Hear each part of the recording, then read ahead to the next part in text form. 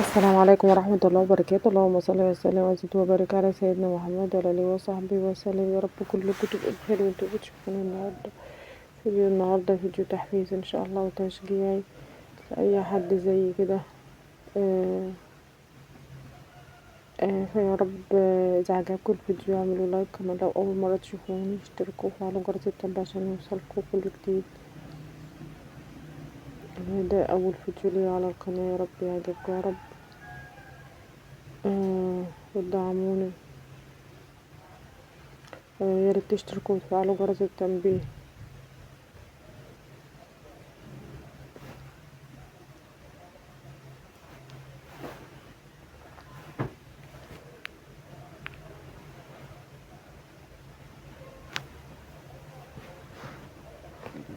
ان شاء الله الصيف بقى دخل، في اول حاجه هعملها اغسل بطانيه كده. انا كنت الاول ما بحبش اغسل البطاطين عشان ما عنديش مكان، فكنت بحب اغسلها في اخر الصيف خالص، واقوم حاطاها على السرير عشان استغطى بيها نضيفه كده. بس السنه دي يعني بدل ما اركنها في الدولاب وتتلم على عفرة تاني، بس السنه دي جبت شنط للتخزين البطاطين وقلت هغسلها. فاول حاجه بلت البطانيه، انا بحب بغسل باريال اوتوماتيك. ليه؟ بينضف حلو جدا.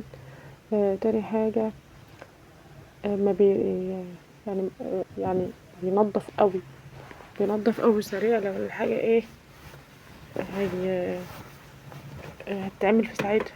البطانيه مثلا هندوس عليها برجلنا كده وهغسلها وهشطفها.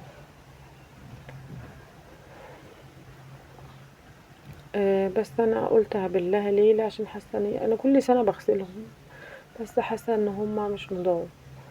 فأول مرة أنقعها ليلة أو بكرة إن شاء الله. هصفي المية وهرجع أغسلها برضو دور تاني بإيريال أوتوماتيك، وبعدين الدور التالت هيبقى دور شطيف. والإيريال أوتوماتيك بينضف بس ما بيسيبش ريحة، يعني ما بيخليش ريحة الهدوم حلوة قوي، وبينضف بس. يعني مثلا عندكم مسحوق زي باهي للغسالات العادية، ريحته حلوة قوي قوي قوي قوي. انا جربت اخد منه شعرة كده اغسل بيها الحمام، ريحة النظافة في ريحة الحمام. انت لو بتحبوا تغسلوا، بس انا ما اعرفش بينضف ولا لا. كمان انا غسلت اوتوماتيك، ما جربتش باقي الغسالات العادية. آه ف آه فانتوا جربوا كده. احسن مسحوق في السوق، ريحته شديدة وجميلة قوي. باهي باهي لو عايزين تغسلوا بيه، جربوا كده ان انتوا تغسلوا. بس مش عارفة بينضف ولا لأ. أنا حتى السجاد أي حاجة بغسل بمسحوق اوتوماتيك. ليه؟ إن أقل حاجة شعرة بسيطة من المسحوق بينضف. أنا يهمني النظافة أكتر من الريحة. جربت إن أجيب داون الأزرق دوت، يعني الريحة برضو ما بتفضلش في الهدوم، مش زي فكر الواحد اللي هو كيلو ب10 جنيه. ده أكيد مش ما بيسيبش ريحة زي الأزايز اللي بتتباع غالية 170 و180 جنيه.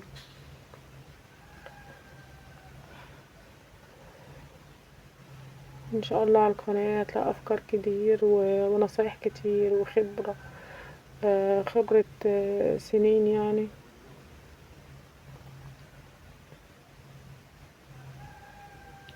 المربى ديت لقيتها رخيصة بقى في السوق، كانت الكيلو 4 كيلو ب50 جنيه، فقلت اعملها مربى. بس مش عارفة بعد ما عملتها حاسة ان فيها سنة مرارة.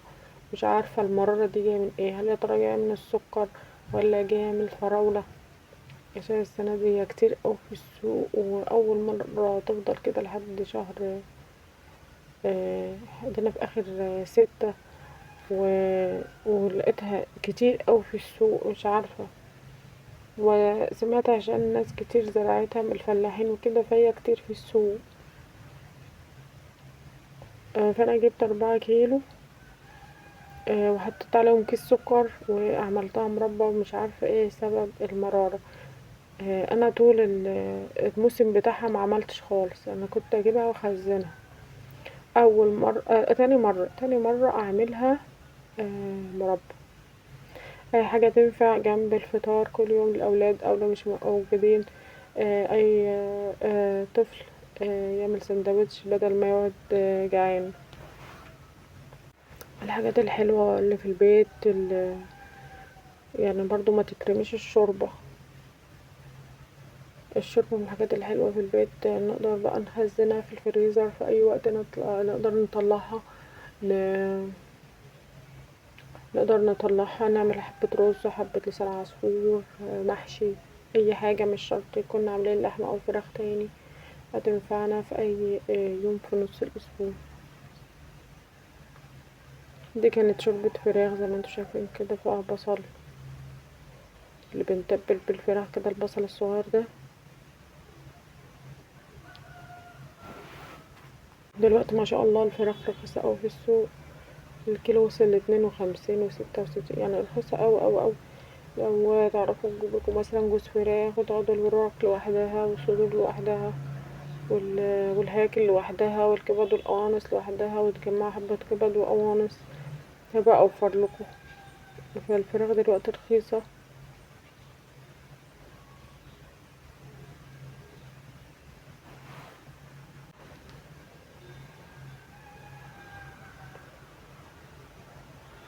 دخلت بقى على المطبخ، كنت بغسل المواعين دي من امبارح. انا بغسل المواعين وبرصها كده وبسيبها على بعض لحد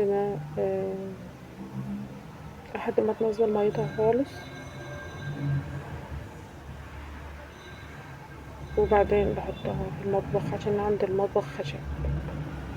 انا بصراحة لما جيت عملت المطبخ خشب عشان خاطر حاساه قوي ومتين عن الالمنتال. الالمنتال منظر وكده بقى، بس حسيته ان هو بيبقى معمول من الفبر كده، ضعيف كده.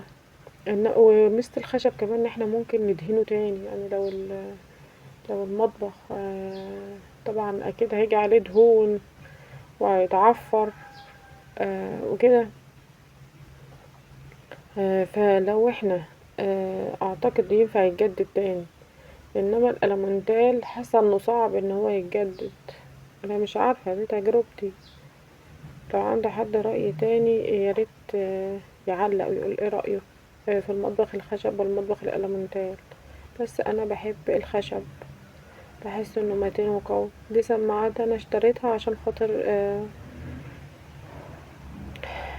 آه، اسجل عليها الفيديوهات. مش عارفة هي هتنفع ولا لا، كنت عايزة اخد رأيكم لو السماعات دي هتنفع فعلا في تسجيل الفيديوهات، ولا في نوع تاني سماعة تاني بيتباع فين، او اسمها ايه وانا ادور عليها. عشان صوت التليفون لوحده كده بس مش هينفع في تسجيل الفيديوهات، يعني الصوت ما بيوصلش على اليوتيوب في توصيل السماعة، في توصيل الصوت، فلازم سماعة. فاجي فكرة ديا، فقلت دي هتنفع بقى في تسجيل الفيديوهات.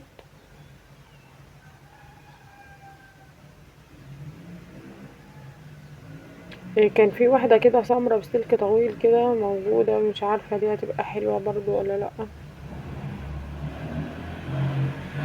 بعد بقى ما شلت المواعين وعينتها في المطبخ، هغسل بقى المواعين.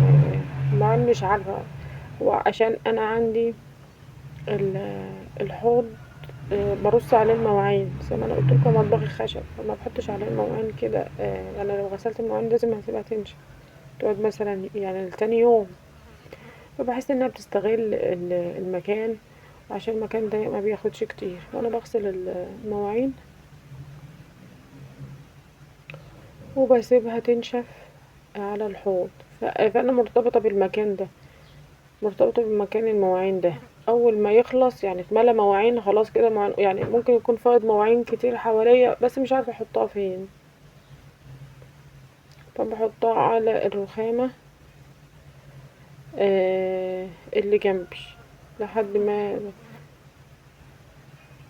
كم مرة اقول انا هحط في طشت، لا هحط على صينية. طب مع المية اللي هتنزل منها يعني ممكن مش عارفة يعني مش هتبقى حلوة، فالواحد موسوس شوية. فأنا يوميا على الله أغسل المواعين وأحطها على الرخامة لحد ما تنشف وأسيب بقية المواعين، وهكذا كل يوم.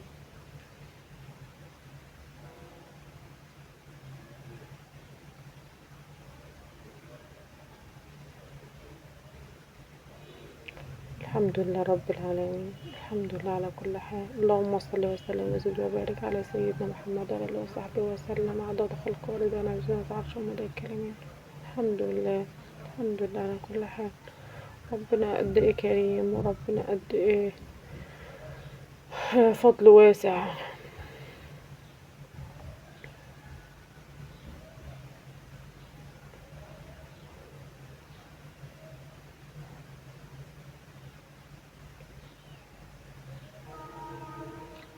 العلبة دي كان مطرحها قشطة، فعشان كده غلبتني في الغسيل، عشان انا بعمل الصابون الاسود، انا بعمله وبغسل بيه، وما عندي الصابون سايل.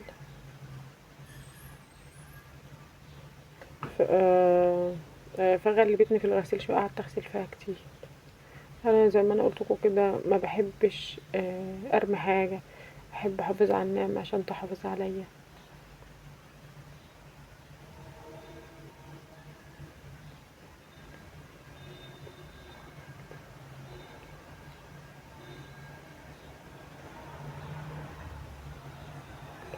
اقول لكم بقى معلومة جميلة قوي، لو في دهون في الحوض او دهون على اي حاجة، مش لو احنا غسلناه بالسلكة هتثبت في السلكة الدهون دي، وممكن تخليكي ترمي السلكة.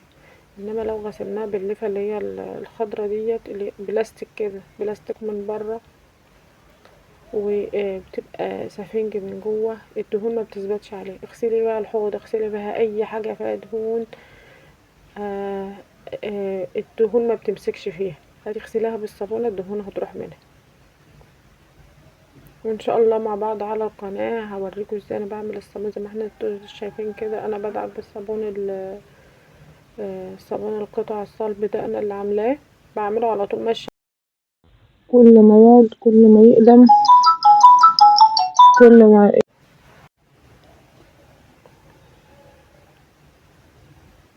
انا بحب الصابون الاسود في غسيل المواعين. بحس بيرغي، ما بيسيبش اي ريحة. دلوقتي كل الصابون السائل السائب في السوق يعني مش عارفة، مش حلو خالص. لا بيرغي ولا بيشيل الريحة من الحلال ولا اي حاجة. انا عندي الصابون الاسود اللي بعمله على ايدي ده احسن من الصابون السائل اللي بره. انا ما جربتش بصراحة صابون الشركات عشان اقول حلو او مش حلو. فبالنسبة لي كل بقى الصابون الاسود ده، ما تعمليه ان شاء الله حتى كوباية زيت وتعمليها على معلقة بوتاص على كده وتسيبيها تقدم، تسيبيها كل ما تحلو، كل ما يحلو كل ما يبقى جميل.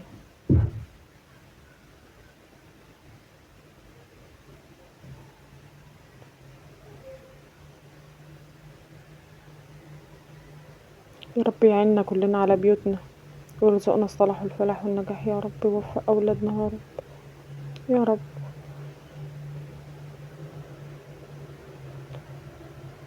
انا حالي زي حال اي بيت، حياتي بسيطة، حياتي على قدي الحمد لله.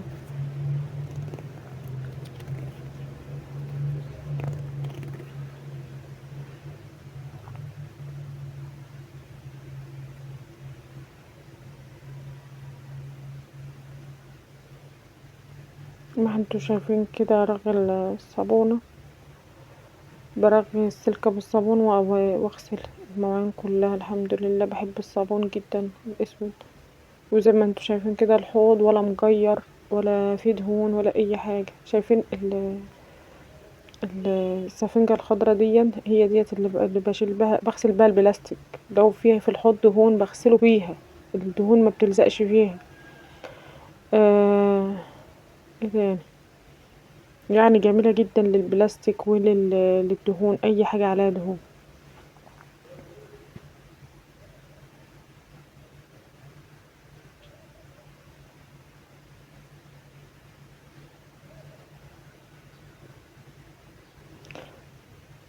وكمان انا ما بحطش عليه كمان صابون سايل. انا لما اجي اعمله ما كنتش بحب احط عليه صابون سايل، عشان الصابون السايل كمان من عيوبه اللي بيخليني احب الصابون الاسود ان الصابون السايل آه بيبوظ السلكة خالص، يخليها تتهري وتتقطع.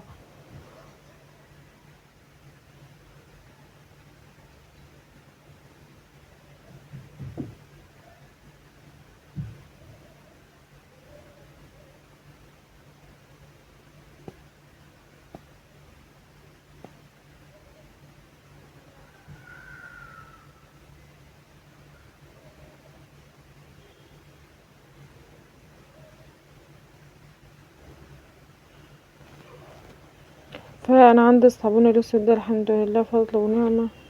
الزيت اللي انا بقلي بيه سواء بطاطس او سمك او اي حاجة او عاملة بيه الصابون.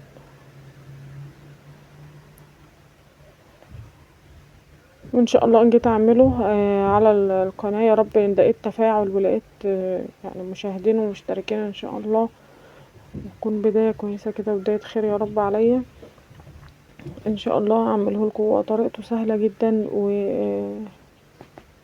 وحلو كمان. السفنجة الخضرا ديت بغسل بيها التيفال او الجرانيت او كده، ما بتجرحش خالص مش زي السلك هيجرحها، لا، عشان السفنجة السكوتش ما عادتش بتقع بقى سعرها غالي. يعني بقى الواحد بيجيب حتة كده ب15 جنيه، غسلة غسلتين تلاقيها، وكمان ما بتنضفش، غسلة غسلتين تلاقيها اتقطعت واتهرت وما عادتش حلوة. كل يوم بقى هنقعد نجيب سفنجة سكوتش مش هتعيش. انما ديت يعني حتى عندي منها الحمرا اهيت على السلكة، ادمت احطها على السلكة ابقى كده جديدة، بغسل بها بقى التيفال والجرانيت وكده. انا اقول لكم النهاردة على احسن حاجة لتنظيف المطبخ الخشب. شايفين عامل ازاي؟ دهون واوساخ وكل حاجة على المطبخ.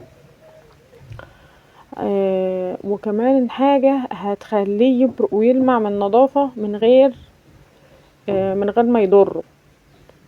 شايفين بالسفنجة الخضراء وبغسل المطبخ الخشب.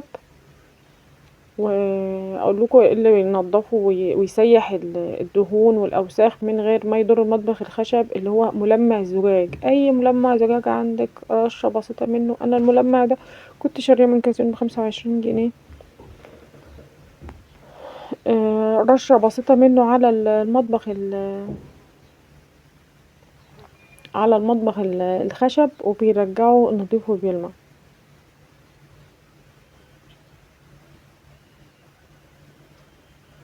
بس الاستانلس كان عايز خلطة تانية غير بتاع ده. الورق الازرق اللي عليه ده عامل عليه صدى كده ومش حلو.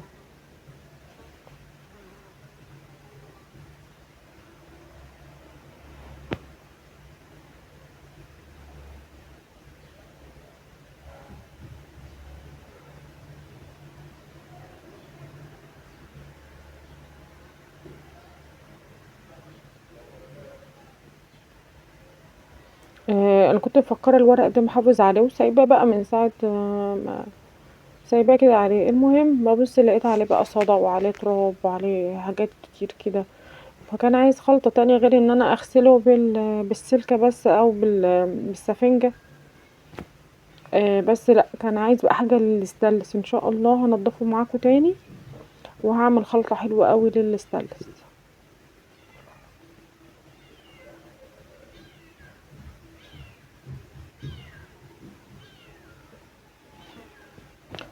يا رب ما يضيع مجهودي كده، وان شاء الله القناة تجيب مشاهدات وتجيب مشتركين.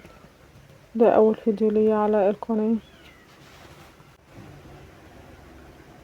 شفتوا رشيت على المطبخ الخشب رشة واحدة واقوم دعكة بالسفنجة دي، رغتها بالصابونة برضو، بحيث ايه دعكت على طول بدوب اي دهون او اي اوساخ على المطبخ الخشب. وبعدين اجيب حتة مبلولة انشف، وممكن تستغنوا عن الحتة المبلولة دي لو انتوا عايزين، يعني لو انتوا شايفينها مش مهمة. ونجيب حتة ناشفة نأكد تاني على المطبخ الخشب.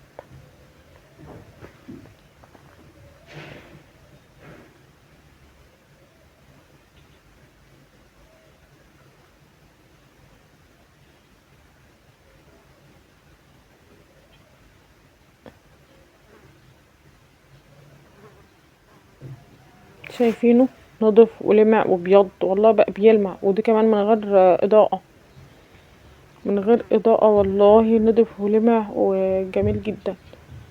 دي حتة مبلولة كده بنشف بيها الرشاقة دي ما بتشالش من مكانها، يعني ما بتشالش الستانلس دي ما بتفكش من مكانها زي ما انتوا كده شايفينها. اللي دخل كمان التراب جواه كده ان ضرفة منها مخلوعة، عندي ضرفة سليمة والضرفة التانية مخلوعة، الضرفة التانية مخلوعة. ف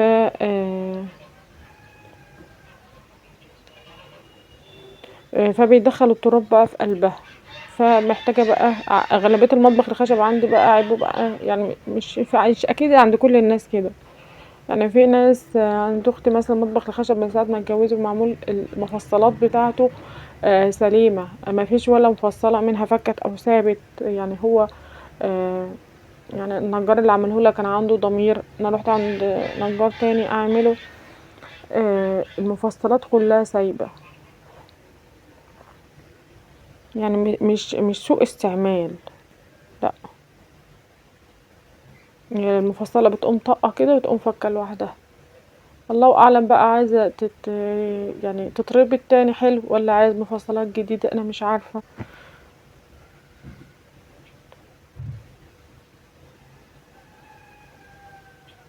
بعد بقى ما روقت وكده قلت اعمل فطار.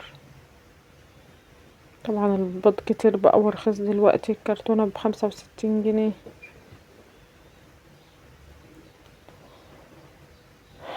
ان شاء الله يعني ما نلاقي الحاجة رخيصة في السوق نجيب منها كتير، عشان الايام التانية اللي بتبقى فيها حاجة غالية ومحرومين منها ومش عارفين نجيبها.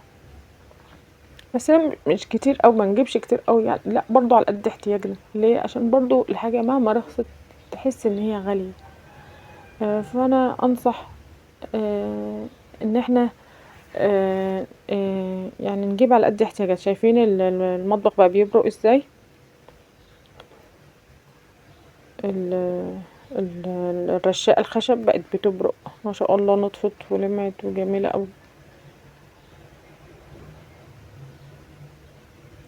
كل الناس اللي بتسأل على تنظيف المطبخ الخشب اهو احسن حاجة، هيدوب الدهون وخفيف على الخشب ومش هيضره المنظف الزجاج. انصح اي حد يجيبه ويرش الرشة كده، ولو هيدعك بسفنجة اللي هي الناعمة، مش الناعمة اللي هي السكوتش، لا السفنجة اللي هي اللي انا وريتها لكم الخضرة دي، وتدعكوا بيها كويس هتنضف وتسيح الدهون. وممكن ننشف باي حتة كده عارفين لو عندنا بنطلون قديم لحد من العقيل او كده، بنطلون قديم، القطيفة اكتر حاجة بتنضف، بلاش القطن بيسيب وبرة كده على اي حاجة بتنضفيها، فابعدي خالص عن ان انت تمسكي حتة قطن. لو عندك فانلات قطن نضيفة وبتلمع وكده خليها لحاجات تانية، مثلا ممكن تلمعي بيها التلاجة من قلبها كده. طبعا منظر وحش قوي قوي قوي المنظر اللي انتوا شايفينه ده، بس والله العظيم غصب عني آه عنده ظروف صعبة قوي قوي قوي، آه وكنت سايبة الأوضة كده،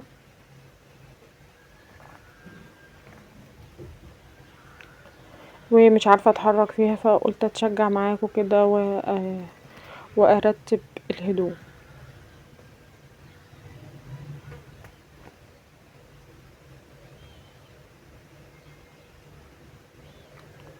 المهم رتبتهم الحمد لله، والهدوم كلها طبقتها، والمهم المنظر بعد ما طبقتها لقيتهم حبة هدوم مرصوصين صغيرين كده في الدولاب، فزعلت اكتر ان ازاي انت السرير عامل ازمة كبيرة كده، وعامل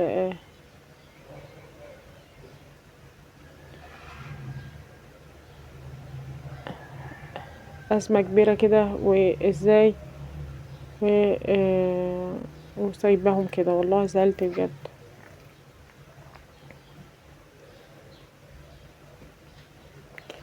وبعد ما اتطبقوا كانوا حبة صغيرين كده في الدولاب، بس الحمد لله عملت السرير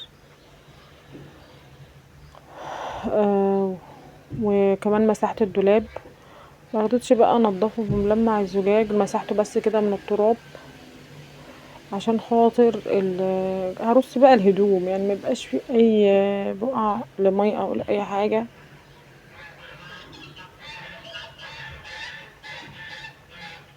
رصيت كل ملاية بقى معاها الكيس والمخدة بتاعتها عشان ما اجي ادور الاقيهم على طول.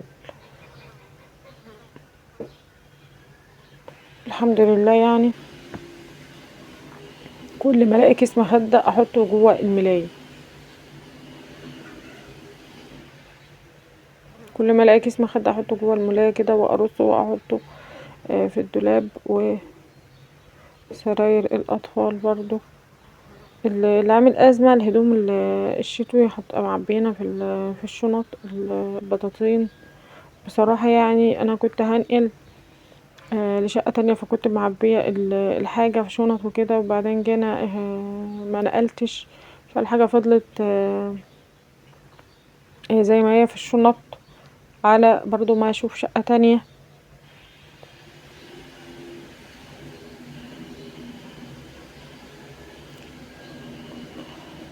فده اللي حصل. وبعدين انا قلت هحط لما لقيت الملايات حبة صغيرين بقى، انا شلت الدفايات عندها بتاعت الشتوي وكل حاجة، ف لقيت الملايات حبة صغيرين كده، فحطيتهم في الضرفة اللي فوق. خلي اللي تحت دي في الشتا بقى بيبقى الدفايات والحاجات دي بتبقى مالية الدولاب شوية، فخلي الضرفة اللي تحت بقى ايه للدفايات.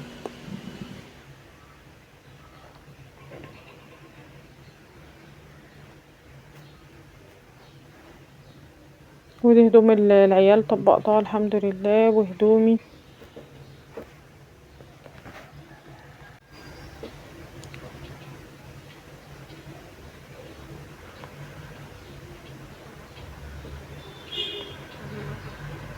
انا عيبي يعني انا عندي مثلا هدوم عايزه تتفرز، هدوم مثلا صغرت على العيال، هدوم كده ده كله عايز يتفرز لسه.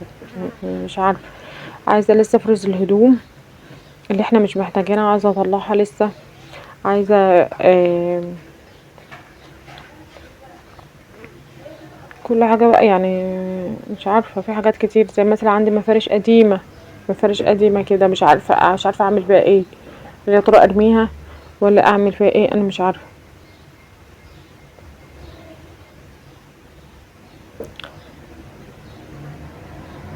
انا حاسه ان شاء الله ان انا اتشجع بيكم، وان شاء الله تشجعوني.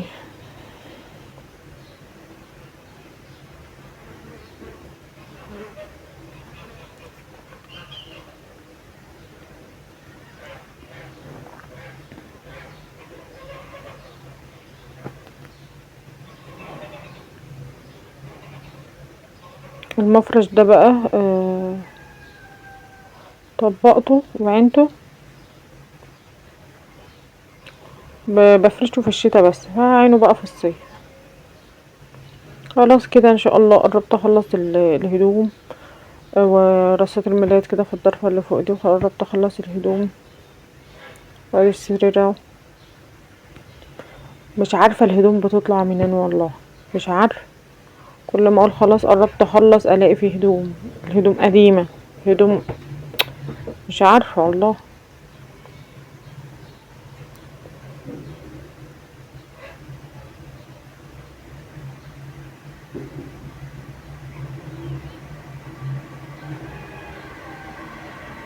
دي الكيس ده حاطة فيه هدوم، الشكارة الارض دي حاطة فيها هدوم قديمة برضو، عايزة بقى الهدوم اللي مش هنستعملها. وانا عايزة الهدوم ديت، خايفة يعني ولادي يحتاجوها قدام.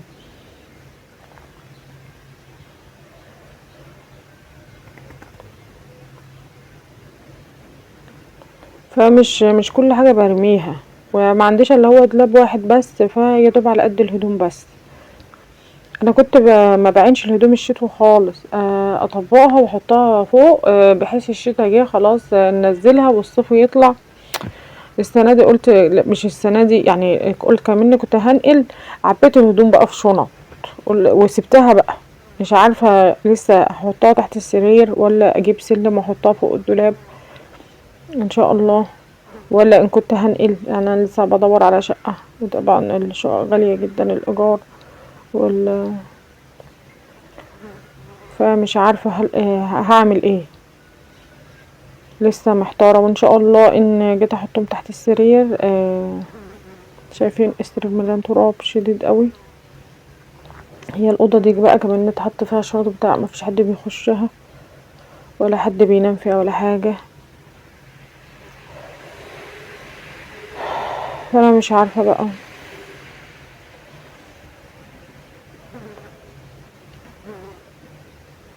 انا حاسه ان شاء الله انها هتشجع معاكم ان شاء الله، وربنا يعيننا كلنا يا رب على بيوتنا وعلى حالنا.